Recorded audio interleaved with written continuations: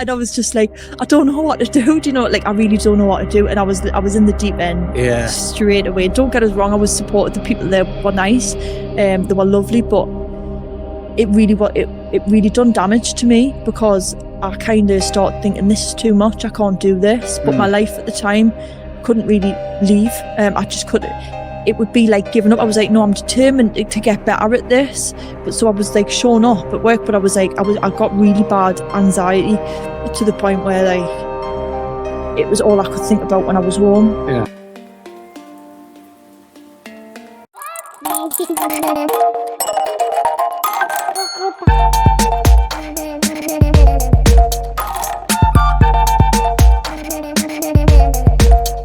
Welcome to episode 9 of The View with Vertex. Today's guest is Vicky Welch, part 2. Often on podcasts and shows like this, people will be mentioned, names will be named, and the people who are named get the right to reply. This is one of those rare circumstances where the person with the right to reply is replying to themselves. A couple of bits and pieces in the last one that you weren't entirely... Yeah, I just felt like we opened a few doors and didn't close them, did we? We started going down certain routes and then I was off on the next one. Yeah. I think it was... some good topic of conversation that was started and didn't really finish. Yeah, definitely. And for the first one, and I've said this before to put like bits and pieces out on LinkedIn, I was like, I had no idea what was it, because like I think you mentioned yourself as well, with like we didn't really speak much before, and it was kind of a bit rushed. No, and obviously when someone says to you, right, go back to the start, where did it all start? And then you try and cram your life in on like a linear timeline, do you know what I mean? Yeah, so I think I was quite like, right, I need to get that in order and stuff just to... I think you did really well, by the way. Oh, thank you. I think, like, I was really well nervous though. Like it probably didn't show, but I was like, oh. Yeah. Well, the thing is, hopefully it doesn't and didn't, but like I'm still kind of finding my feet with it myself, do you know what I mean? So, it's good for confidence overall, isn't it? I think so. We were just saying a minute ago, wasn't we? It definitely gives you a bit of a boost and you think, I've done that now, so I can do this. But as I say, I think you did a really good job of keeping it linear. For me, I can, you know, anyone who's ever been on a training course that I've delivered is like, fucking hell, he goes off on a tangent, doesn't they? And I do. And sometimes you think, well, why was I even talking about that in the first place? And you try to meander back onto the path that you were originally on. But I thought you did really, really well at, you know, keeping it in that sort of straight line. I think the only downside to that was that we didn't really get to talk about perspectives about, because I think the Healgood factor, the stuff that you're doing around holistic healing and that side of things, obviously is that comes from you as a person. Do you know what I mean? You kind of that way inclined to, you know, have those interests and all the rest of it. And there were a lot of facts and all the rest of it, but perhaps not as much about your take, your view on things. Yeah. And this time hopefully we get more of that. Like where it came from, which is experience, obviously. But like, so on the last one, I wanted to get out kind of a few traumas, I suppose, because, you know, everyone's got some form of childhood trauma, whether that's like a little form of just not getting your needs met from your parents, or, you know, you get the kind of extremes like me where I didn't really have. Yeah. Either decent parent kind of guidance, but and there was a time, obviously, like I say, when I was a teenager in my 20s, going completely off track and not feeling like I had any purpose in life, didn't know where I was going, depressed and lost. And then I found a way out of it, and I know that a lot of people are obviously in that same boat, but other people, their way out of it is suicide, and that's something that, because of the way that my mother was, I also lost a good friend to suicide. It's something that I want to sway people away from, because I think it's important. And even though some of the crap I've been through, I've never felt suicidal. I've always appreciated life. But then, I hit it sort of 28, and things just took a turn, and I started going down the spiritual path, which helped me out of depression, helped us out of stress and anxiety, and that was what I wanted to start sharing with the world. I mean, I'm still on a journey, do you know what I mean? Everyone is. It's never a case of being fully back in normal, whatever normal is. But, you know, certainly at a place where I feel like I'm ready to start helping other people. Yeah. I think once you start, I think you start to understand yourself more when you start to help people. Yeah, I really do. I think once once you can explain something to somebody else, I think that is when you understand it. But you're not going to understand it fully until you start explaining it to other people. And understanding other people's journeys and, you know, the traumas and things that they've been through, and how there's kind of like links between them all in categories of like what people have been through, and finding out, through other people's experience, you can kind of link things together. Yeah, you understand yourself through others as well. Like, oh, that's me, that I've kind of experienced that. Yeah. Go back to human nature is a big one as well, though, isn't it? Yeah. Like, back to our human roots, really. And I think that's also the way out of a lot of things as well. And I feel like the way that we live in society is completely against our human nature. And I think that's a lot of people's problem. Yeah. Also, I was saying to Addy was saying to me, I should say, the other day about the way things are in Nigeria, and that everything that they eat is like kind of fresh. You know what I mean? It's come from the farm, so you know the journey that chicken that you're eating for dinner, where it's been in all the rest of it. Whereas ourselves, it's come from a supermarket. It's probably been factory farmed. Yeah, and you haven't a clue what's in it, really, do you? Because everything's mass produced, and like everything in our society is all about consumption and greed, and like you want more and more. But really, if you go back to human nature, like the hunter-gatherer times, really back to cavemen, I always go back to that scenario, and it helps me go down a lot of paths with mentality, and helps with mentality really when you go back to nature. And you wouldn't be eating meat 3 times a day, would you? You probably would be eating it once a week. Yeah, if you're lucky. Yeah, depending on what you caught. Know where it came from, and a lot of tribes and that, they have like ceremonies around the food, and they like to thank where it's come from. They're grateful for what they've got. Whereas people, that is the massive thing that's missing. Don't know the bond, do they? Like, it's the gratitude. Yeah, and it's difficult. I do get that it's difficult for like young people and that, because it's all they've known, innit? Do you know what I mean? It's what they've been born into. It's not their fault, but the more disconnected we get with nature, the more these mental health issues seem to be presenting themselves. And Addy was saying the rate of sort of mental health issues in Nigeria is far less. I would have to pull the statistics up to confirm and corroborate that, but it from what he was saying, it doesn't seem to be as much. I'm obviously anywhere in the world. It's bad in the higher consuming countries. Yeah, but it's going to be worse in countries like this. But anywhere in the world, there's going to be issues. I remember when we lived in Australia, a lot of the Aboriginal people, the indigenous Australians, they'd sniff petrol, and they were gone.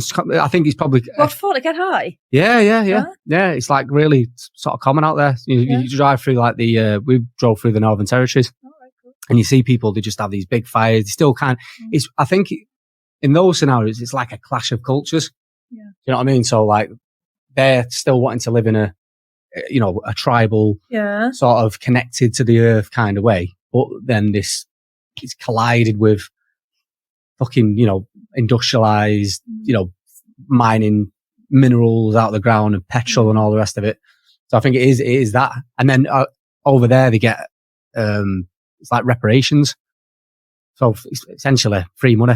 All right. Okay. Do you know what I mean? But, which is great because, at the end of the day, if you're trying to profit from taking over someone's land, someone's country, then, the people who you've displaced as a result of that are definitely entitled to some sort of compensation, whether that be jobs or this, that, and the other. The issue is not really asking for jobs. They just kind of really want to live the way they were living before you got there. Okay. Yeah. And now you've got, the land isn't the same way as it used to be. They've given free money, which inevitably gets, they say the devil makes work for idle hands.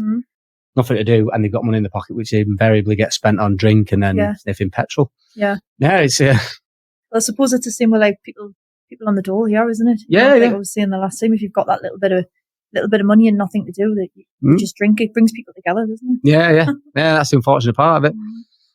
But I mean, the thing is, during going back to 2020, obviously when everyone was locked down and we had our kind of luxuries taken away from us, I think that made a lot of people either sink or swim in that scenario, didn't it? Yeah. A lot of people panicked and didn't know who they were without all these things. Whereas with me, it done the opposite. It made me kind of appreciate the fact that if you take all of that away, you've still you've still got a life and it's still worth something. You know, if you haven't got a job and you kind of go traveling, you kind of go and, go down the pub, you kind of go to pictures, you kind of do things for entertainment, you take all that away, then you're just left with you and your nature. So that's when I started kind of going inwards a bit. That's when you started realising as well how badly under control we are as a society as well. You know, when being told you can't even leave your house, and that is like a right that you're born with before society. You can roam wherever you want. And that was taken away. So I started kind of realising what society was and realising the control that I had over myself mentally and physically to an extent. You know, the only thing that does control you is the government. The only other person in charge of you is you or the government, and what they tell you can and can't do. And that was just like a rebel in me, where I was just like, I don't want to have to do anything. You work for a company, aren't you? Yeah. And I know someone who works at the tax office. I'm not going to say that because I don't know whether this is like a politically correct sort of way of framing it or calling it, but they refer to the UK as UK PLC.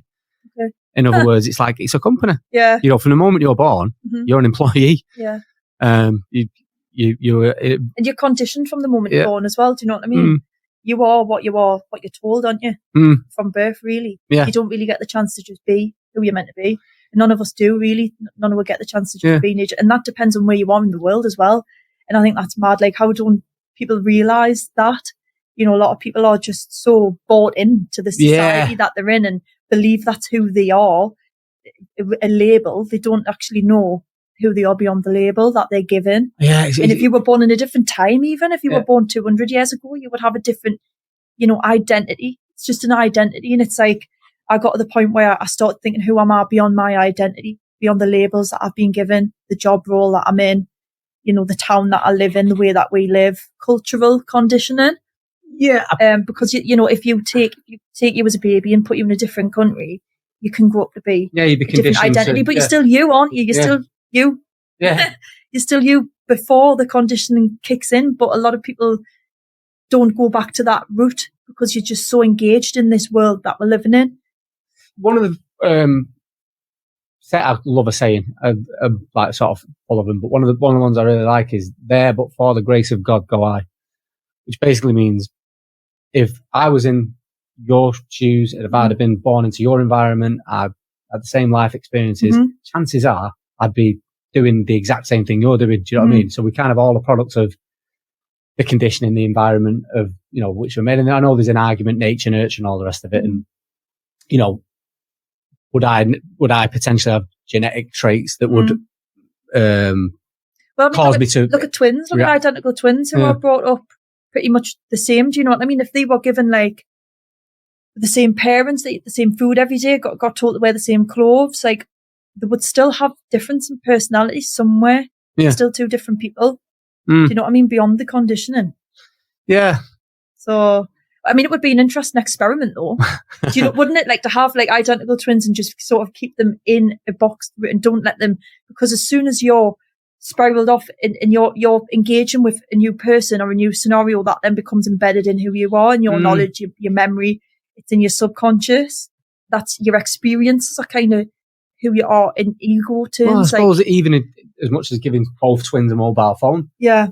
One goes down one path and starts looking at certain information and then they change to a different topic. And then just change one slight little thing and then they'll go off. But it would be interesting to see if you gave them exactly the same, would they still be the same? They'd be the same person, but they're not, are they? Because they have two different brains and two different consciousnesses. Do you know what I mean? Yeah. And like what started... Twin studies are fascinating. There's loads of them sort of about, and they are really. And psychological studies fascinating, isn't it? And there's plenty like books and that out there. So during the lockdown, what I started doing was kind of self-educating myself on the world beyond society, and started reading some books. The Power of Now was a brilliant one. Anyone who's read it, have you read that one? No, I've not read The Power of Now. I've heard, and that's when I started come to the. Who was it recommended? It might have been my sister. It might have been me. It could have been you as well, yeah. Because I did put a post on the Healgood Factor about the books that I've read. And people say, right, and I get this quite a lot, and like pessimists, and they'll say, how can a book change your life? That's ridiculous. but it can, because everything is just a wiring in your brain. Yeah. You can change your life by the way you think about something, even your past. And I know people argue like the past is the past, it can't be changed, but you can change the way you feel about the past. Yeah, absolutely. In order to have a different path going forward. Yeah. And that's something that I started realising. And that's when I started looking at my life completely differently. So instead of being a victim to the circumstances that had happened to me, I then flipped it, like alchemized it and turned it round, and you see the lessons and you're grateful for the lessons for it. So instantly you look at the path, and some people, there's that same way they say, you know, a lot of people who've been through abuse and stuff like that, instead of saying I'm a victim, they say I'm a survivor. So you instantly alchemize it. You can change. Yeah, you're changing the narrative around. Changing the narrative of your past can really change your future, because it gets you out of that victim loop. Because if you're walking around feeling like a victim, that's what you're going to get going forward. You know, everything that happens to you, you're then like a victim of. You know what I mean? Or you can take the power back in yourself. You can say, well, actually, that's served me well. Yeah, I didn't enjoy that. That was uncomfortable, you know, or that hurt me, but I've learned this. And that's kind of what I did with my past. And a big part of my past was the amount of times that I moved around, which we talked about. And then you look at on the flip side, you can say, I've moved around a lot.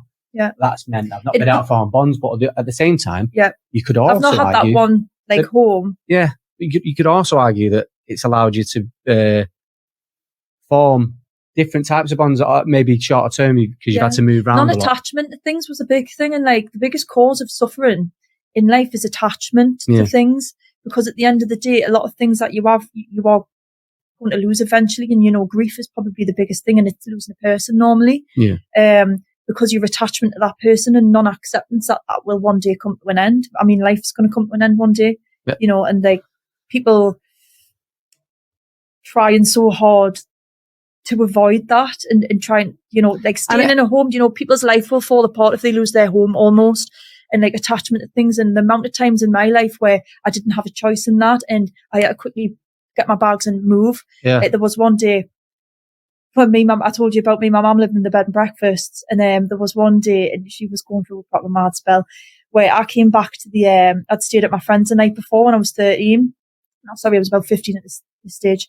I'd stayed at my friend's, and I come home the next day, and when I came in, the door was open, so like our bedroom room was open, and I just felt something wasn't right because it was dead early. My mum's not normally up at that time, and when I went in, my mum was sitting on the bed, and she, like, her eyes were all bloodshot, and she just had this crazy look in her face. I was like, what's going on? And she was like, that fucking lass next door, I'm going to fucking kill her. She's stolen my tack, which was a cannabis. So she was going mad. We still don't know to this day, but my mum swears that she did. So my mum had been putting letters under her door. So they'd been sitting having a smoke the night before, and then my mum's stuff went missing, and she obviously said it had to be her. So the girl ran away from my mum, locked herself in the room, but my mum prayed on the door. Anyway, long story short, the police ended up getting called because my mum booted the woman's door in. She went and took all of her jewellery, all of her valuables. The woman ran out the room and went and rang the police. And so obviously we got kicked out. We were like, you know, they were like, look, I'm sorry, we're not going to press charges, but you need to pack your bags and you're out. And this was the place that saved us from the horrible hostel that we were in. So we were out on the street with our bags, basically, and we had to go knocking on bed and breakfasts again. Do you know what I mean? And this happened clearly like a lot. A few times we had to move very, very quickly. Or because we were in temporary accommodation, you could get a phone call, right, you're moving tomorrow, you're moving next week. And we floated about for years, and then getting kicked out when I was 16, going staying on friends' sofas, and just all over the place, really. By the time I was 21, I'd moved 24 times. I'd had 24 addresses. And that you could look at that as a negative thing and go, like, I've not been out of farm bonds. I've been constantly... Someone can look at that like not knowing their place in the world. You know what I mean? Like, oh, God, I don't belong anywhere, and have that sense of like not belonging. And that can drive someone into a deep hole. And luckily for me, I've not ever felt that low. I've had the sense of not belonging, but I've coped quite well. My job kept us, to be fair, the scaffolding industry. And then I did have a house bought with my previous partner, and I did keep on that, you know, straight and narrow, but in the background, you have got these things going off and the feelings of like, I don't belong here. And that's what causes people to then self-sabotage things and go on the destructive behaviour, the drinking drugs and things like that. And that was keeping us in that loop. And then eventually one day, big burst of anxiety was going on and big breakdown. So it's always cooking in the background. But then what I did was sat with myself through the lockdown and went in and started realising all the things and how I can alchemise the past and turn it into something positive. Yeah. And I was like, look, it's been good because the amount of opportunities that I've got, and then obviously working offshore was a big one as well because, you know, you're going from rig to rig, you're staying in different rooms, small rooms with people. Well, I'm used to that. Yeah. I'm used to so my conditioning in my life allowed me to do that with ease. Yeah. And allowed me to earn the money that I earn and live the life that I live. And then it got to the point where I started thinking, well, I really want to go traveling the world. And I had a few things booked, but then lockdown stopped that. And then, you know, when things started opening up again and stuff, and that's when I thought, you know what, like that time I can never get back. So you've got to use it while it's there.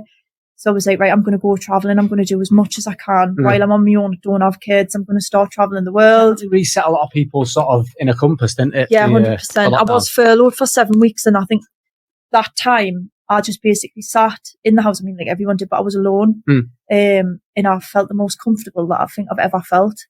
You know, and I was sitting, I was doing a lot of stuff. They say one of the hardest things that you can do mentally is sit in a room without any stimulation, no music, no books. Oh, yeah. Just sit by yourself really interesting for 1 hour. Yeah. For 1 hour, and people cannot do it. The first time I tried it, I fell asleep because I just couldn't, you know, no stimulation.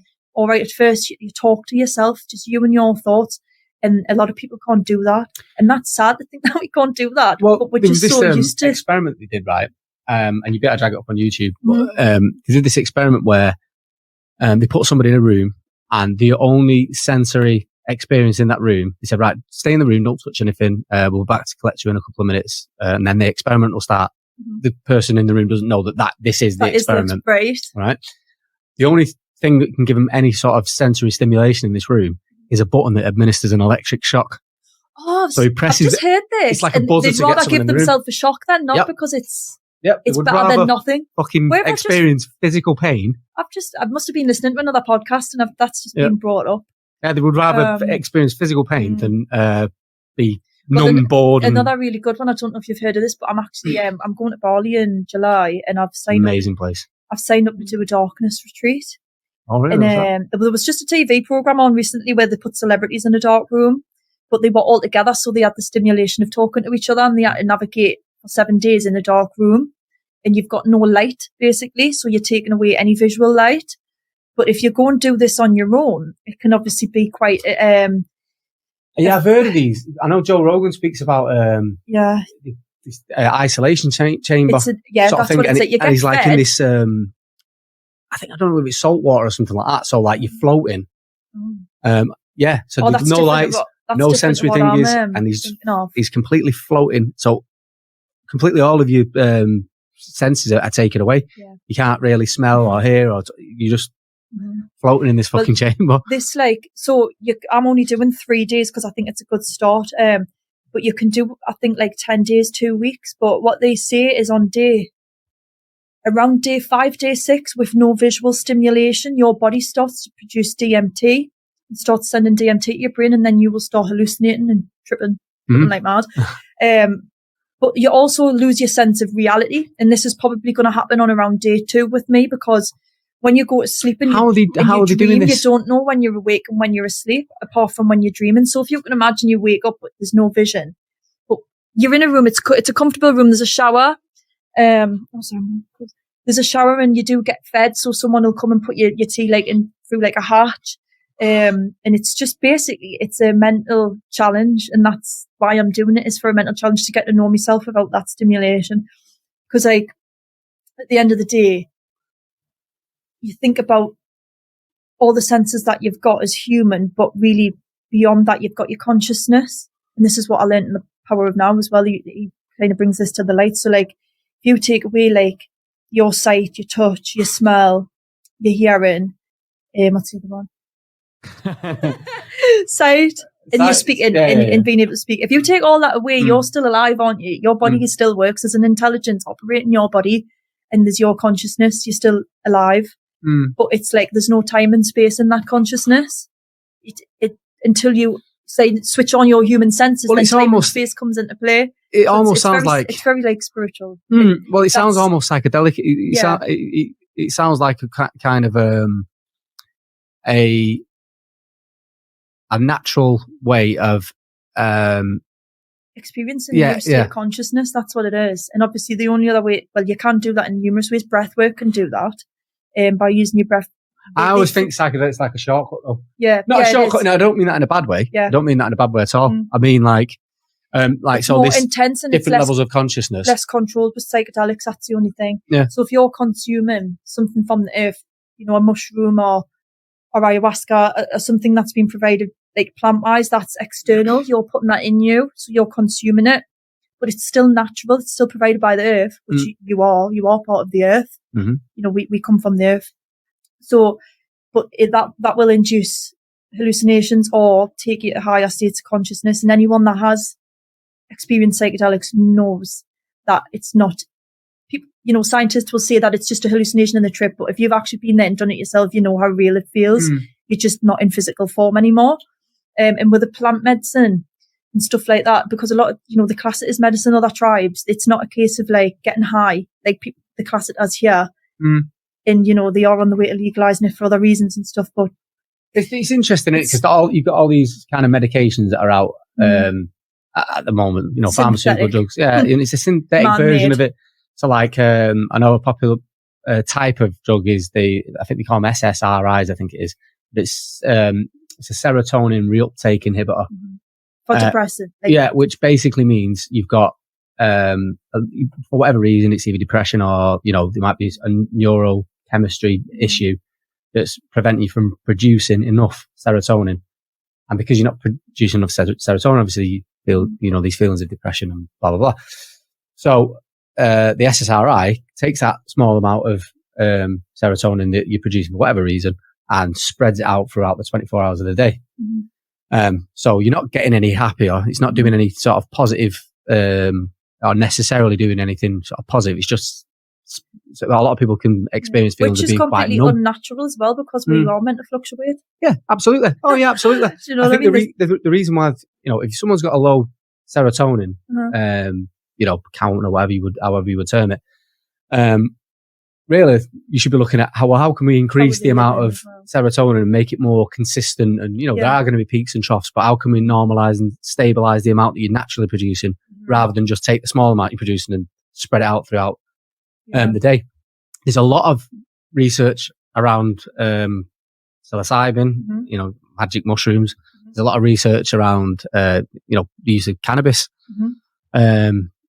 Like plant medicines. Well, it is plant medicine. Do you know what I mean? All the cultures else in the world, well, indigenous tribes, they call them medicine because that's what they are. And that, you wouldn't, personally, I don't think you'd need any antidepressants if people were microdosing maybe on psilocybin. They are doing studies, so fingers crossed it does get introduced into the country soon. To the mainstream. Yeah.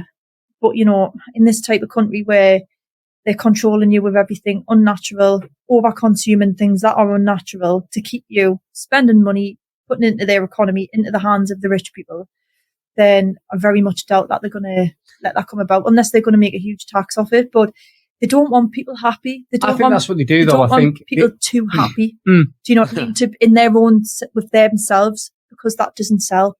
Yeah. If everyone is self-sufficient, then what are they going to get off us? Yeah. Do you know what I mean?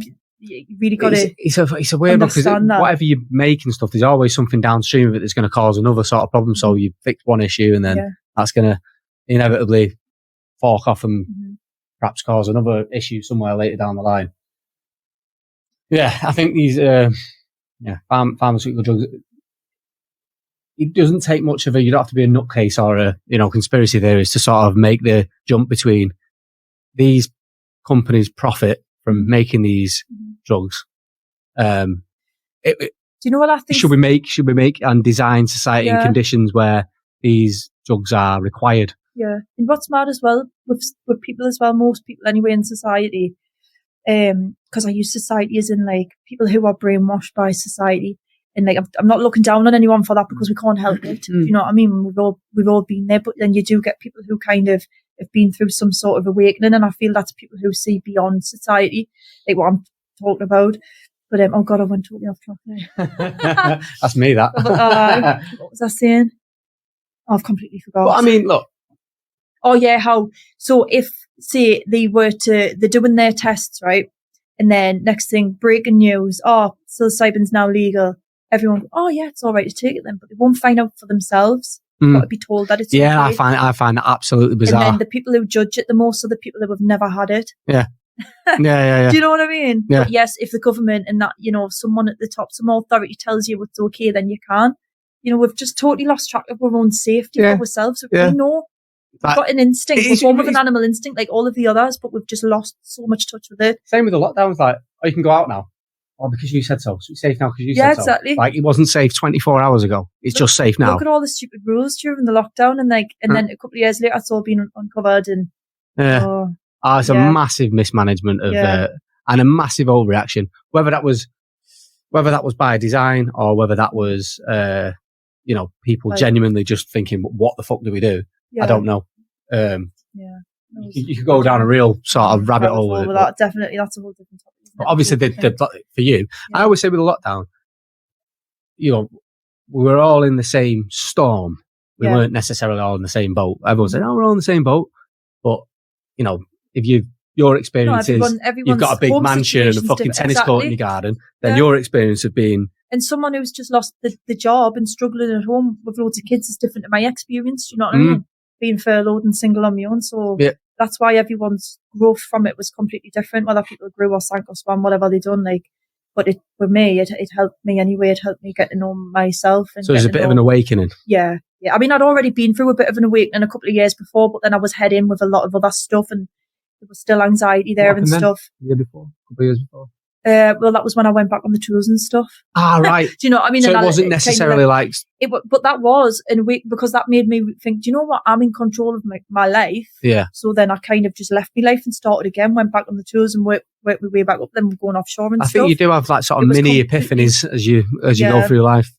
Coming out of the scaffolding business was one for me. It was like, I feel so much better in what I'm doing now and what I'm able to do, having chats like this and flying to Lithuania and to have conversations and record them and share them with people. I think spending time on your own is really, really important. Well, that's what I did when I was working for Simeon. That's my job. A lot of the time was sitting in the car, driving up and down the country. It was all over the place. It was from Letchworth, and then I was up in Leeds, and I was in Liverpool, anywhere else to start with now. I was just all over the place all the time, but spending a lot of time in the car, listening to audiobooks. Yeah. And you do have it does sort of... you can choose what you're consuming. If you're consuming good stuff, philosophical stuff, it opens your mind and then opens the gate to get to know yourself deeper as well, doesn't it? One thing you mentioned before, actually, about human and that your human experience and all the rest of it, and animals, don't have that sort of ego side of things. They're just going around, there's grass there, I'm going to eat it. And I know I've spoke to you about this before, Isaac. Get your word out. I spoke to you about this. Yes. Power of editing, let's call that out. But anyway, it's not the idea of using psychedelics and using things to sort of get into your body and out of your own way, as it were. Not just necessarily a human thing. I was saying about this. Animals. I read this book by a guy called Stephen Cotley. He's done a couple of decent ones. One was Stealing Fire, which is explores the use of psychedelics and things like that. And now it's not even necessarily just a human thing. There's this YouTube video, again, you can watch. It's these dolphins swimming around, and there's this plant that, if they swim into it, produces this toxin that gets them sort of high, and they're fucking swimming into it repeatedly. No wonder they're so happy. I know, yeah, exactly. And I get fucking happiest creature on earth, isn't it? A dolphin. But the thing is, they're a gate. I see them as a gateway to new consciousness and just understanding more about the world. He also does another book called it's called Discovering Superman or something like that. The Rise of Superman, it's called. And that's about flow states. It's about,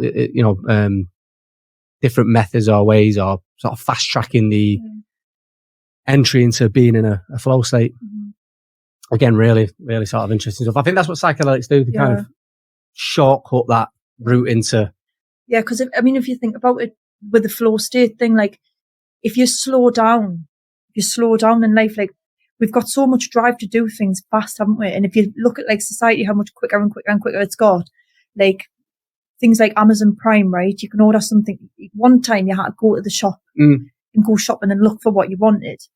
Now you can just sit on the phone and press a button on Amazon Prime at 10 o'clock at night and it's there at 6 o'clock in the morning. Insane. Do you know what I mean? Like, we're living in such a fast-paced world, and this is another thing, another aspect of society that is driving people insane, because that's so against our human nature. Yeah, we need challenge. We never used to have this much stimulation and this much things to go fast for. You know, going hunting and stuff like that would be like a ritual thing, you know, and it would be done, and everyone would be sat in tribes and spending time with the family, and then it would go out hunting, and then however long that would take, and then come back, and then they would sit and digest and let it actually like. Well, because they're in that be state. Straight back out hunting an hour later. Well, the funny thing is, they're in that state where, and it's, you know, a lot of these things that we do now is like a way of kind of training our mind, training our bodies, and getting back to nature, like things like fasting.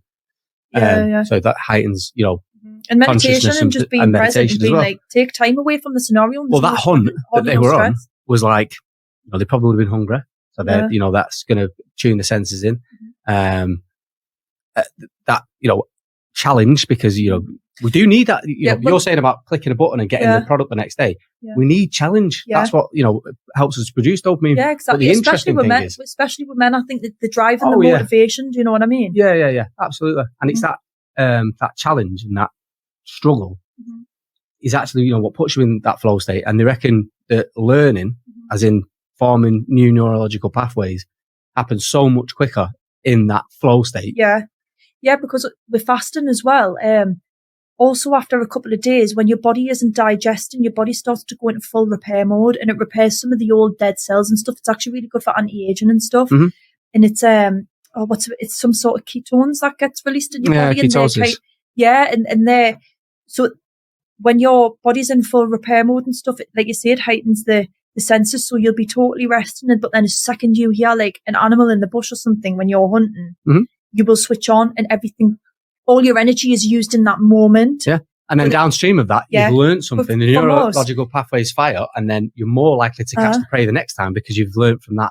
If you think from the second we open our eyes, we're using energy straight away by looking at our phone and consuming. That's something I really need to get better at, you know. And things really is. I mean, it can be used so positively, and it can be used for business, and there is a way that it's naturally happened and occurred in the world. It's meant to be, but there's just the downside, and like, everything seems to be run away with. Everything seems to be over-consumed, isn't it? It's over-consumption of things that's kind of ruining the planet. Overpopulation as well. Like, the key is just balance, innit? That's the key balance, of it. Totally. And I can feel when I'm out about. I can feel it now. I think like I'm using my phone way more. I mean, Mrs. will corroborate to this as well. But I'm using my phone way more than I have. And it's because of, you know, we've got podcasts, the YouTube channel, we've got, you know, the Instagram. You've got to engage with people. Yeah. Well, that's how, you know, that's how the stuff gets out there. However, I do know that sometimes I'll check, and this is ridiculous, innit? But it's true. So, you know, just cards on the table. I will look and I say, oh, how many likes has that got? How many things has that got? Always people. It's almost like you can't help it. It's like some sort of, you know, force. It's like, it's called dopamining. Mining for dopamine. What it is as well is you start becoming accustomed to a program, and this was another thing that I first watched during the lockdown, and that really changed my perspective of things. And it was a video on YouTube by Dr. Joe Dispenza, and he basically explains. It's like a 14-minute video. I'll send you the link if you want, because it's amazing. And just explains how we are accustomed to a program, how our bodies are controlling our lives when it's supposed to be the mind. You know, your mind is the thing that's meant to be controlling the body at the end of the day. But if we can't get out of bed and like control picking that phone up and looking at it and consuming, then it's like that's in charge of the mind. And he called it like the mind is the master and the body is the servant, but we've actually got it the other way around, and it's the programming that we're used to. And like by the time you're 33, I think it's 30 years old, like 90% of your day is a pattern of behaviours and things that habit that you're used to, and like programming due to your subconscious, and we don't actually live in our conscious mind a lot, and that's what meditation can bring in. So it brings you back to. That's why I started doing the morning meditation, because he says, look, if you can train your mind before anything, before checking your emails, before checking anything, to just sit and just be and not do anything, and that is harder than most people will ever give it. Like, but if anyone now was to go and try it, they would struggle. You know what I mean? And I'd struggle sometimes. It's hard to get out of bed without looking at the phone. I'd say one massive thing that And to just have some sort of routine ritual where you are in charge. Do you know what I mean? Like an hour or two of the day where you don't look at your phone at all. Mm-hmm. I think one thing that helped me with it, and I probably need to go back to doing this as well. I was training to do that 3 Peaks challenge with. I'd like to do that sometime. Yeah, well, funny enough, the company that I used to own, Vertex Scaffolding, Dave, who runs that with my former business partner Lee, they're on about doing it July. So jump on it. Oh, I think I'll be away. Actually, I'm travelling in. You said, yeah. I'm going away. But yeah, definitely a good thing to do. If I was around the world. I was training for it anyway, and I took my phone out of the. Maybe my phone was still in the bedroom. I'm not going to say that I was like super monk mode discipline, but I got an alarm clock because I knew my problem getting out of bed, because I was going on like 5 o'clock runs, doing runs at 5 o'clock in the morning. One, because I read this book called Miracle Morn. It was about the first hour being... it'd be the most important. Yeah, and getting stuff done and things like that. So one, because of that, and two, just to fit it around family life. I didn't want me going to the gym and training and impacting on the family because the kids were still really young. So I got this alarm clock to get me out of bed because I knew that I could set the alarm on my phone and I'd wake up and then I'd sit there like that. And this on your phone. And this is kind of before like now with Instagram and Reels, you could be staring at that bastard for an hour. Yeah. And like you think, what have I just done with the last hour? Yeah, like you don't actually naturally go on to look at something, but then you can't help. So for me, Healgood hack, if you want to stick that one on, alarm clock is a must. I've heard of a few more people doing that, just leaving the phone downstairs, switched off, and then taking an alarm. Got up to bed. So what I was doing was leaving the alarm clock on the landing. So you had to get out of bed to turn it off. Get out of bed to turn it off. That's a good one, though. Yeah, because it's easy to just that's an old school thing, isn't it? I'll put it on the other side of the room, so you've got to get off. Yeah, I think anyone that's you have peaks and troughs with anything, don't you? With mental wellness and well-being and all the rest of it. You have times when you're super, organised with everything, everything's fitting in, and then you have times where I think I'm in a bit of a period now where I'm not as disciplined or as not as focused as I should be. I probably drink a few nights where I probably shouldn't, and that makes me feel fuzzy in the morning. The alarm clock's gone. It's just waking up on my phone. I know that I'm spending ages on Reels and pissing around. Yeah, but if you're aware of it, then you're one step ahead. Yeah, exactly. That's always the case, because there's some people that just are not aware. And you feel really sorry for them as well. And at the end of the day, you won't know when you come to getting that, introducing it back into your life, like this discipline. I hate that word discipline because it makes it sound so like harsh. And do you know what I mean? I was talking to my friend about this the other day, and we says, well, what else would you call it if you weren't calling it discipline? And she thought the word devotion was a better word. Oh, do you know what? It actually lightens it and makes it more positive. Yeah, I was wondering where you were going with it. The word and I was devotion. like, because there is this fucking mad thing in culture now where we change the name of something to make it sound like. So I can't remember what book I read this in, but like shell shock used to be a thing. It used to be called, when people like in the army, they had shell shock. Yeah. And then they changed the name of shell shock to battle fatigue. So they're not shocked, or they're not fuck. Yeah, if you make it sound like something you'd want to do, you're more likely to do it. Yeah, possibly. Do you know what but then, like, sometimes it's like you change the name of. I think it was he's an old comedian. What's his fucking name? It's going to be a minute. But yeah, to change the name of toilet paper to like tissue, or that, like they try and make things sound like it's just wipes. Yeah, it's just. Do you know what I mean? Just something different. Yeah. But so there's positives to it. There are definitely positives to changing the language around things, like suicide, for example. Yeah. A lot of people still say committing suicide. It's not been a criminal act since like the 70s. I think it's the 70s anyway. But that's where the term committing suicide comes from. Oh, right, okay. Really, what they say, you should say, died by suicide. Yeah. But, yeah. I have different takes on this on different days. I think sometimes you need because sometimes a power statement, an impact statement. Yeah. And where's it going to keep running away? Indirect language can rob from the, what it really is. And then other times when you said that, then I was like, I wonder where she's going with this. And I do think devotion sounds a lot better. It does sound a lot better. I'm devoted to fitness. I'm devoted to... Yeah, I'm devoted to the morning ritual, I like that. But yeah, I do think you've got to have those periods where you do fall off the wagon a little bit to appreciate it when you're back on it. Yeah. You've got to have those waves. Everything's like up and down in life, isn't it? With waves. Everything is wave everything vibrating, everything's wavelengths, go down that quantum field, just look up quantum physics and Dr. Joe Dispenza and things like that, and you'll learn a bit about wavelengths and how everything's particles and vibrating, and just to see beyond the physical world. But you've got to have those ups and downs. And like, you spoke earlier actually when we went for a coffee, and you mentioned about the ayahuasca, the experience with that. And I was kind of like, do we, don't we? I was going to say, we're talking about psychedelics, and I'm talking about it as if I do in an ambiguous way. I'm not like a big psychedelic. I'm not someone who recreationally takes them all the time, but I've experienced it in ceremonial purposes. Yeah. Well, I have in not so ceremonial purposes as well. When you mentioned Bali before, me and Sarah went to, we kind of started a relationship off in Bali, really. Mm-hmm. We knew each other from back home, but then like she was in Australia, I was always going to go to Australia. Mm-hmm. So I said, well, I'll meet you out there and we'll meet up for a bit and like, you can show me around. And she's like, oh, I'm going from where I'm staying now in 2 weeks. Mm-hmm. So, probably won't get to see that much. So I said, well, why don't we meet somewhere else and then get back to Australia? You can go that way, I'll go that way if you want, or we'll see what happens. So that we spoke about Thailand, and then the destination ended up being Bali. So we met up in Bali, and then rest is history. Do you know what I mean? Never been apart since. But yeah, when we were in Bali, we decided instead of just staying in one place, we do a bit of traveling around. Went to a place called Gili Trawangan, and obviously psychedelics, mushrooms, kind of big part of the scene. And it is definitely more for a recreational sort of thing. People are going there and taking it and partying and all the rest of it. But we thought we'd give it a go. We bumped into this Canadian dude actually, because we both said to each other on the boat over there, it was like, don't tell me to have that. She was like, and I was like, no, I thought that. Like, but I think we were both testing the water to egg each other on. Maybe like, anyway, start speaking to this American guy called Alex.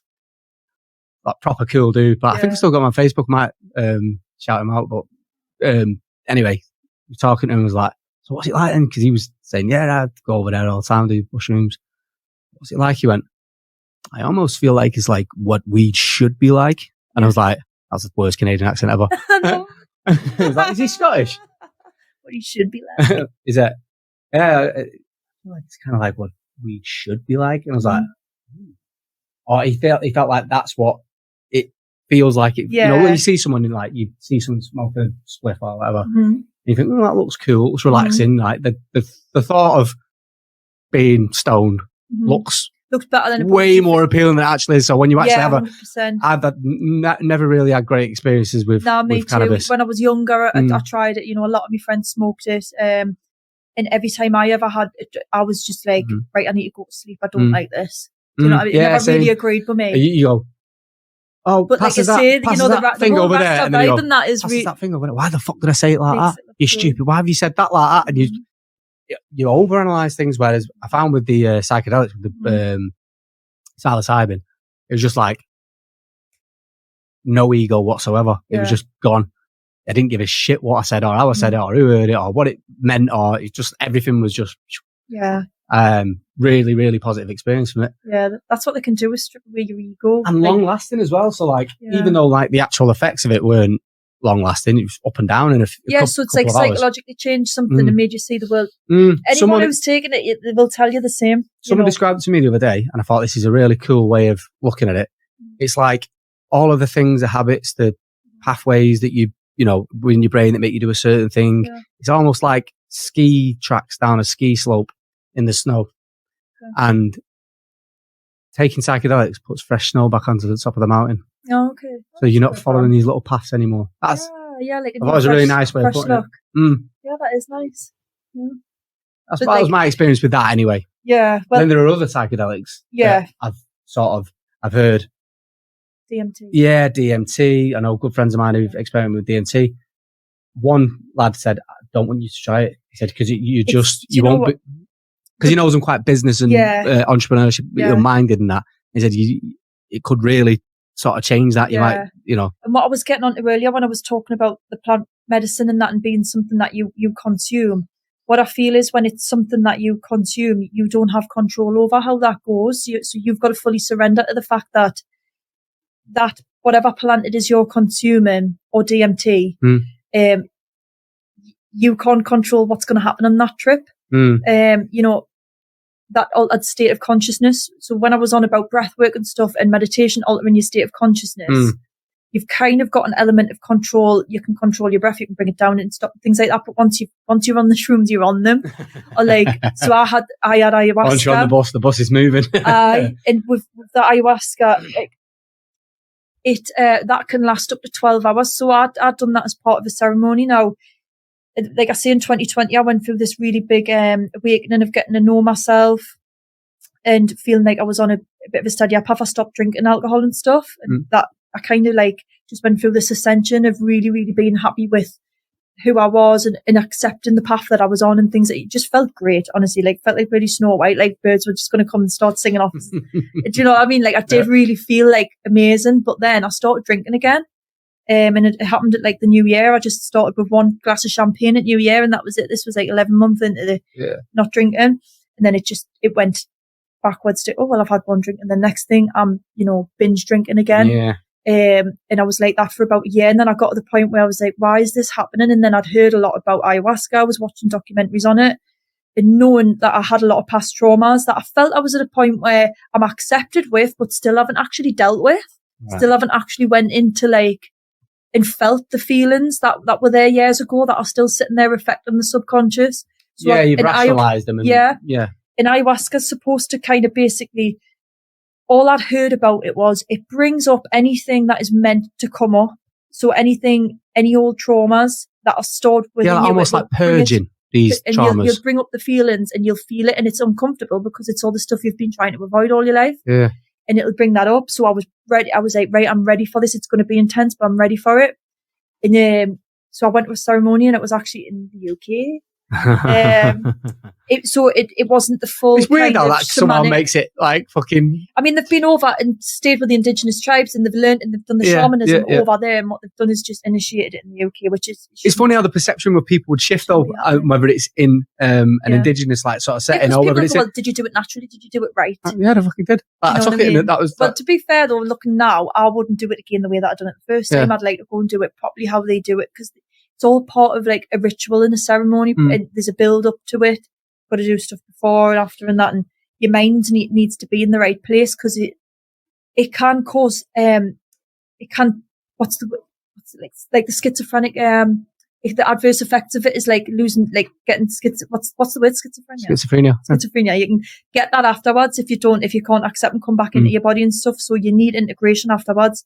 That's kind of my reason for not wanting to do it as well. Yeah, my dad was schizophrenic. Oh, right. Okay. Yeah, so like, and I understand it now. And ever since then, trying psychedelics after that, it's taken me back to that. So basically, long story short, what happened to me was so you have 2 nights in ceremony, you drink it. Nothing happened the first night. Nothing. So I ended up having Nothing. I didn't hallucinate or trip or go into any world. I had a headache, and I lay there with a headache while everyone around us is going through this mad time. And you do purge by vomiting, or you can yawn or sweat or cry or laugh. Loads of different ways of purging, but energetically doing something with your body. That's all it means. And I was sick, but I had to have I had this 5-MeO DMT, and it was called Vopo, and this is like a frog venom. Like a frog venom thing that goes, it was blown up my nose. So it's like dusted and blown up, and that like hits you instantly. So because that was pure DMT. So I've heard that people who've had both, the ayahuasca is like longer. And there's Bufo as well, which is another one that you smoke. But you can take more away from something that's lasting for longer. Yeah. But the DMT is sort of like, boom, in and out. In and out, yeah. So the DMT with that, I mean, ayahuasca has DMT in it, but it's longer induced. It's the way that you ingest it. Right. That's what makes the difference with the way like eating weed and smoking weed, different. Yeah, and like going straight in your nose or smoking it is totally different. And so I had that, and I did go in, like I started purging, and as I was being sick in the bucket just started moving, and like going into a tunnel. I felt myself going to a tunnel, and then I was just banging this sort of like floating in space, completely formless, but there was just like, it was almost like like kaleidoscope. Yeah, there was like a cartoon cat. And then it's just mad. Cheshire Cat. Still. I know. The thing is, like, you see these things in Alice in Wonderland. In Alice in Wonderland, and you know, like in the sea go down the rabbit hole, and all. Everything has links to. Yeah. It's once you start seeing things. Someone's been there and fucking not shared. But then like come back from that and then nothing happened with the ayahuasca. That lasted about 20 minutes. That was it. So I enjoyed it. I was like, yeah, it was mint. But then the next night I had it again. I wasn't going to stay because I didn't feel it was doing anything. I hadn't got anything from it. So I was like, I'm going to leave. But the guy was like, look, I promise it'll be different tonight. And yeah, within like 20 minutes. So he said not to lie down. He says, well, try and sit up with the ayahuasca. Don't lie down. Like honour it that way because it can either kill the trip, put you into a worse trip. So I was like, right, I'm lying down because I just totally rebelled. I went, I'm lying down. I either want to go to sleep or get this over and done with. I was tired of the night before. And yeah, just next thing you know, I was in this realm. And the only way I can explain it is I was completely formless, nobody. And I was enjoying it at one point until all of a sudden, everything was like ticking around, though there was movement in this realm. Everything was all coloured and ticking. And then this little dragon came, this little cartoon dragon, and it stopped. And I was moving around it like in 3D. And then it just turned into kind of 2D.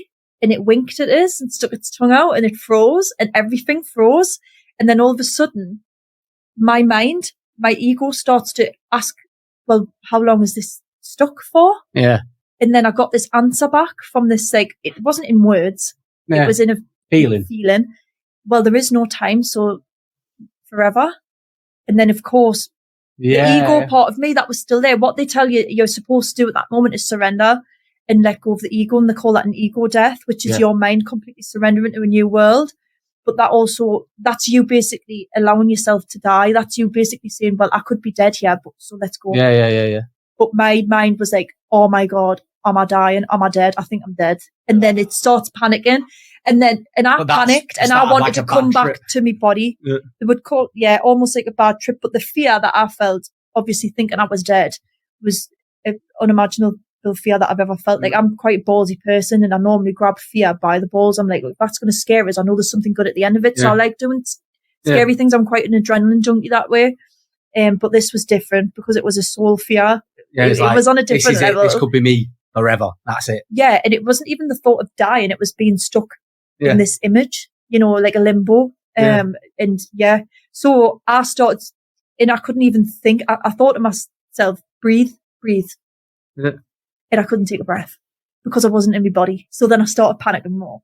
So then all of a sudden I went like, and I gasped and I felt it, but then I couldn't breathe it out. And then I'm trying to speak. And then I'm thinking, I can't even speak English in my head. I can't even but then it's weird because you think these thoughts without words. Yeah. And that's what I was getting at earlier with the consciousness being there without any human. Yeah. So your consciousness can communicate with you, but not through words. It does sound fucking terrifying. It was insane. And then I eventually opened my eyes. I brought myself back into my body and, the ceremony was going on and I just thought, I need this to stop. So I shot up and I was like, help, someone's got to help us. But I mean, a few people were having freakouts and stuff, there was mad stuff going on, like crazy. Yeah. And then obviously she come over, the girl who was one of the shamans, she came over and she put herself in front of us and she was like, but she just turned into a lion, geometric lion. And she was going, you just need to surrender. It's just resistance. And I was like, but I can't. And then I was trying to cry. I couldn't cry. I wanted to feel like it. And then, if I moved my arm, it felt like it spiraled off. I felt my leg completely spiral off. And it was just insane. And then for the rest of the night, I was just fighting, going back in that realm. Nothing personal came up, nothing from the past. It was just a fight to not go back to that realm. So that experience. But at the end of it, when I realised it had gone and finished, the overwhelming sense of gratitude for still being alive and for the love that, the lady had gave us, because she lay with us for a bit. She was cuddling, stroking us. And I kind of felt so grateful to her for being there for us.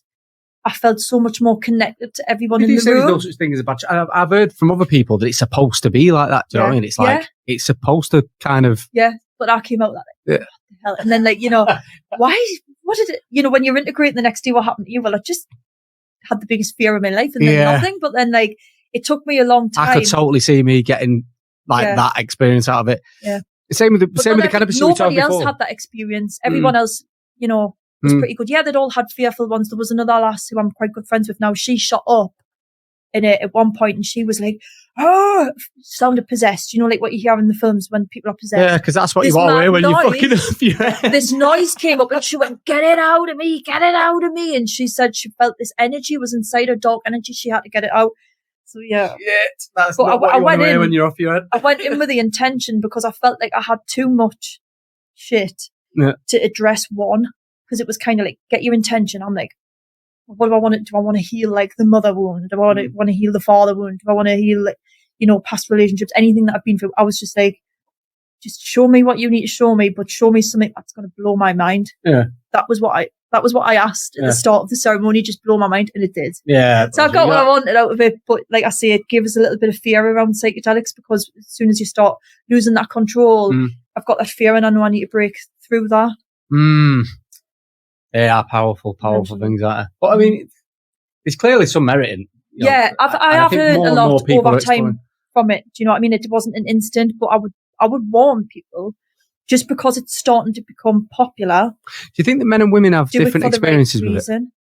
From what you saw or heard? No. Just exactly the same. Everyone was pretty much exactly the same, yeah. I mean, I was just thinking more from the resistance aspect of it. Like, like going into it. Was it more difficult for females maybe to let go? I don't know. I mean, if I was a man, would I have reacted differently? Maybe. Yeah. I don't know. It's an interesting one, because obviously biologically, and the makeup of male and female brains different.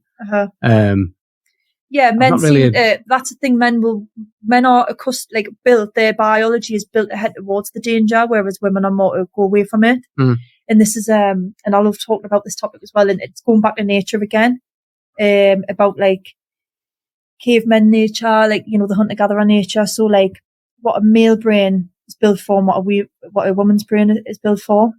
So obviously the men need the drive to go out and hunt for the food. They need that motivation, and they need the courage and stuff to be able to go out and do that. And women, purposely were meant to look after the young, because one of them's got to, and you've got people to be like, well, why did one get the other? Yeah. Why well, because one has to. Who would look after the young if the woman was off out chasing as well? We're the only mammal that can't basically survive on its own as a baby. We can't walk from birth. If you look at every other mammal, they can do something self-sufficiently, of maybe not feed themselves, but we need picked up and embraced from birth. Within a few minutes, is sort of like plodding around the field. Within a few hours, a baby lying on the floor on its own would be dead. Do you know what I mean? We need that, we need that nurturing. So that's why women have got that. Obviously, throughout society, the way that everything's changed, we've evolved to have a bit of both, and that's all right. Do you know what I mean? But predominantly, that's why men are men and women are women. Do you know what I mean? And we'll not go down the topic of like people being. It just seems like the hot topic, doesn't it? With different identifying as a different gender and stuff like that. It's just a whole different topic. It just seems to have exploded, though, doesn't it? In the last few years, months, it's just like blows my mind watching it. And people from a previous generation, they must be like, "What the fuck is going on?" But when we were talking last time, and I mentioned about the feminism thing and all that. Yeah, I wanted to pick that up. That's kind of where I was going. I remember saying, like, I hate feminism. But I didn't. And then I was like, did I just say that? I don't hate feminism. If you want to polarize any audience, and you say the word I hate, and then follow it with any word that's got an ism at the end of it. I talk in terms of philosophical. I'm quite a philosophical person, and I'm like, I'm optimistic. And when I say things and it comes out as a statement, I will be talked around from that. Do you know what I mean? I've got my core values and stuff, but when I say things like that, you convince me otherwise, and I'm a listener. I listen, and I'm open to change. A lot of people don't like change. I'm like, I'll change my view, then that's fine. And possibly as a result of the moving around. Definitely. But the word, it's the word feminism. So like when we were saying like about balance and stuff in the world, and that tends to be what the problem is.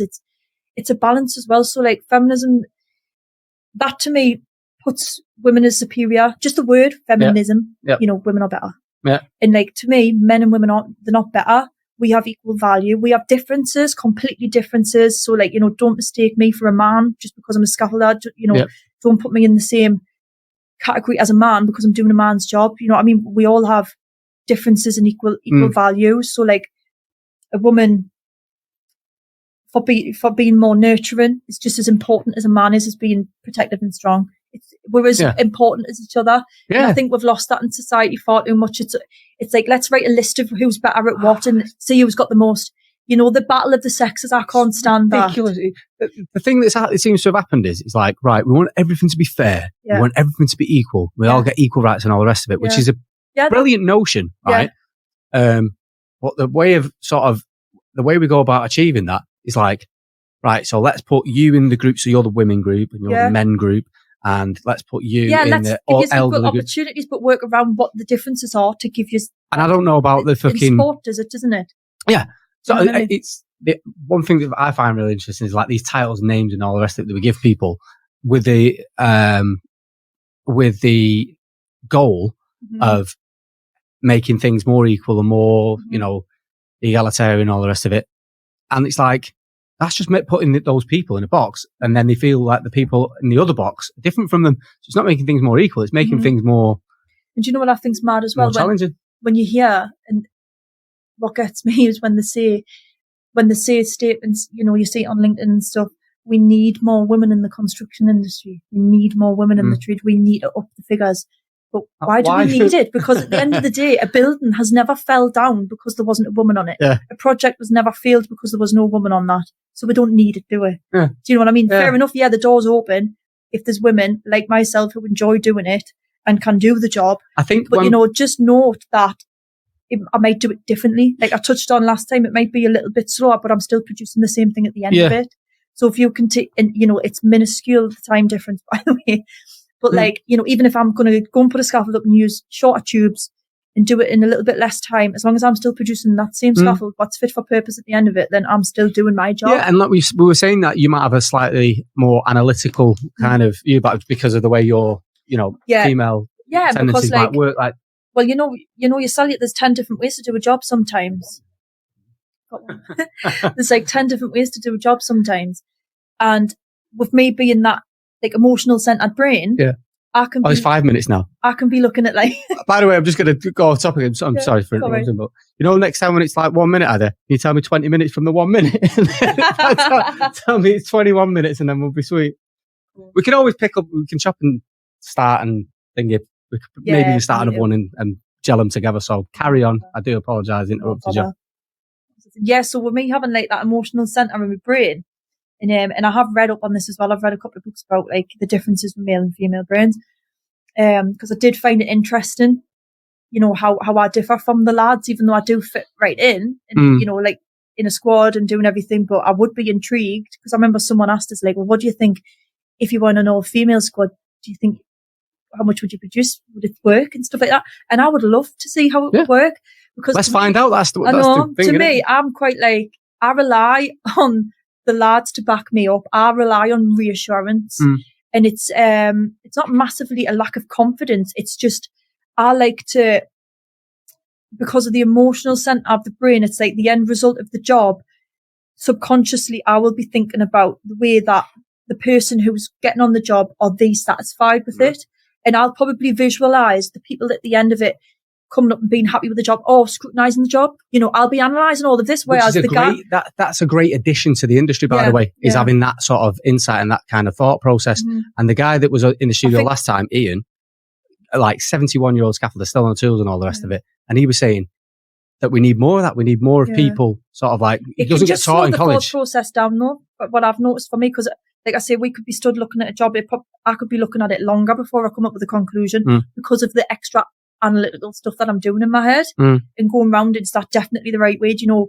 And what I do like about working with mainly men is it's just, you just get that answer and it just is what it is. It's pretty black and white. Do you know what I mean? Yeah. And there's no kind of like, all right, it takes the ease off me. Like, oh, well, I don't have to go around in circles in my head for things. It's just, there's the answer. Don't get me wrong. I will question and I'll say, well, this is my view. Yeah. But then I'm quite submissive and just like, well, we'll go with what you say. But as long as I know it's safe and as long as I know it's right. Yeah, but I think that perspective change is really valuable. I quite like, you know, if I come up with something, I'm someone who will talk through the job as well. We'll do this today. Do you know what I mean? Should we do it this way? Should we do? Do you know what I mean? I'm quite vocal like that, and I think that is a woman thing. Whether it is, you know, I think I'm going to have to change the pronouns because the more you talk about, I'm like, end products. I'm like, yeah, that's me. That because I think. What's this job for? And when the person gets on it, are they going to like, are they going to like it? That's important to me. Are they going to like it? And Whereas, like, some people, and the communication as well. Yeah. I've always been, as you can tell, I've always been a talker when it comes to work. I'm always like, right, who's doing that work? Yeah. Put them over there, make sure. I'm like that. Talk to people within the group. Annoying to some people though. You know, people see it as weakness because they think, well, you're not really very sure of yourself if you haven't always asked. Do you know what I mean? And you know what blokes are like for picking on weaknesses. The alphas, the alpha males love it. So yeah, that sometimes can be a battle, you know, but it's not. And I would be so intrigued to see whether that is a woman thing. That's my experience, and I put that down to being a woman. And I think it's just something that, it's different. Yeah. Could be different, but it's accepted. Why not accept it? I'm still like doing the job at the end of the day. Yeah. You know? I think what we need to change, like you spoke before about changing the word from, you know, or from a personal perspective, changing the word from discipline to devotion. I think when people have the discussion around we need more women in construction, I think the terminology probably should be more, we need to stop excluding people from different areas of work. Like, as long as we're not excluding women from construction, I think that's fine. As long as we're not excluding men from, like, I was thinking about this the other day. We're talking about the teacher strikes and all the rest of it. I don't think there's one bloke on the board of governors for my kids' primary school. I know there's maybe one male teacher. There doesn't seem to be a lot of men in primary education. And this isn't a like topic that I think thinking of as well. So like, there's this big drive to get more women into work and you know, being independent and providing for themselves, which is fine. I'm one of them people who do that because of my life and the way that, and that's fine. I enjoy it. I like the way I live. But I think it's quite a forceful push as well. And it's like, well, where's the drive to allow men to do more feminine stuff, to come into their feminine, you know? Because you're allowed to have a bit of both in a man as well. Yeah. Why not? Do you know what I mean? There's still a lot of stigma around a man having a feminine side. But why? That's a balance within them as well. And what pisses me off is I was like going to hesitate but like, you know, we're so like, right, women should be equal, get them into work, get them into jobs and stuff like that, right? But then when it comes to looking after the kids, right, how long does a woman get off work compared to a man? A man is told to go back to work after 2 weeks. But then there's this big stigma against men not wanting to spend time with the kids, not being paternal. Do you know what I mean? And driving to go to work. Well, that's the government. The government's not giving you any time off. Yeah. You've got to go straight back to work. I think you can split your, I don't know about maternity, but I know you can split your parental leave now. Like, so you can split it equal. Like, if you wanted to go back to work and the man wanted to stay home and nurture the children or whatever, that is. Would he get paid? You can split the maternity, or the maternity is parental leave. I believe, I could be talking absolute bollocks, but I'm pretty sure I hope so. That's the case now, which is good. It's just over the years, obviously, what I've seen working with men and that, it's like, they're like, oh, you know, I'm just back to work, I've had 2 weeks off, newborn baby at home and that, and you're like, you know what I mean? My first, I was back in work.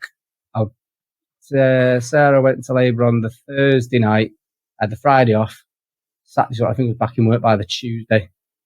This is my firstborn as well. I was working for an agency, so it was like, didn't have holidays. And I thought, what am I actually going to do? I'm going to be coming home every night. It's different if you're offshore, very, very different. Yeah. If, you know, the bloke's working offshore, they're completely away from him. But yeah, I just thought, crack on, go back to work, earn some money. We had good family around us at the time, and it was I say it's horses for courses, whichever way you want to. I felt like my role was to go out and work. I didn't believe my kids needed 2 mums.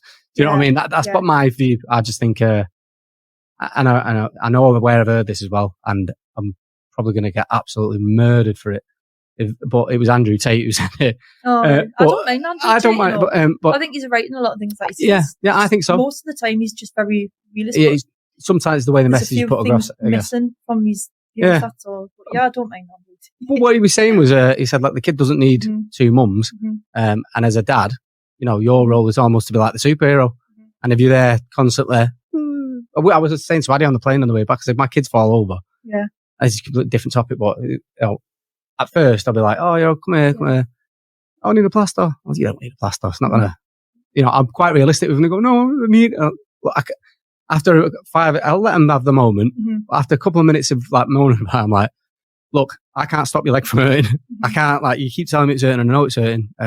Let's get some, you know, try and do something. But once whatever I can do is done, and you're just going to have to stop complaining about it. Whether that's harsh or tough love or whatever. But again, I probably quote Jordan Peterson quite a lot as well. But another thing that he says is, you know, you got to prepare your kids for the world they're going to live in. Yeah, if you're definitely nicer to them than the average person in the street's going to be, then you're sometimes doing them a disservice. Mm-hmm. You know, show my way of it. Like yourself, I'm quite happy to change my opinion. I'm not like one of these.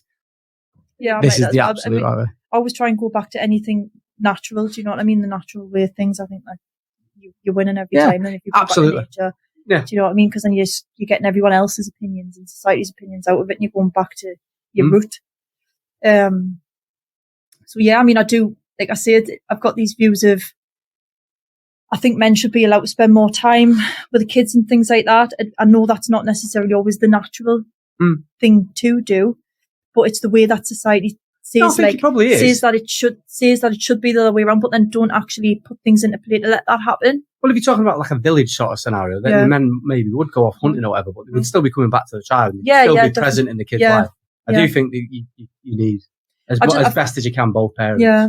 I feel like the wellness industry and stuff like what I'm moving into is the only industry that really allows men to be both and have that balance as well. Do you know what I mean? Coming into meditation and sound and breath and stuff like that. It's been highly dominated by women for years, but there seems to be more men coming into it. Do you know what I mean? And men getting attracted to it because it's just taking people back to the nature, which is balance. Yeah.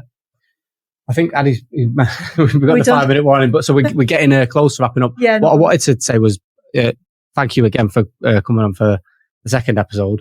I know it was important to you to maybe clear a couple of things up. I think we've definitely done that. Yeah. We've definitely got to see a bit more about your personality and your views on life, which I think people will feel or find probably even more interesting than the previous one. So looking forward to the response. I think of all the episodes that people have spoken to me about, yours is the one that gets kind of brought up the most, and they said they've enjoyed the most. So hopefully this is well, I hope people can relate anyway. Do you know what I mean? And then next time maybe we bring some of the other lady traders and the other girls in the industry. Yeah. And I'd love to hear that as well. I'd love to start some more people from the holistic sort of healing background. We'll do maybe another show with some guests between us, I think. Yeah, definitely. I'd love to start hearing more opinions of the women on the tools as well. Do you know what I mean? To see what it's like for them. I'm just interested in the psychology of it all.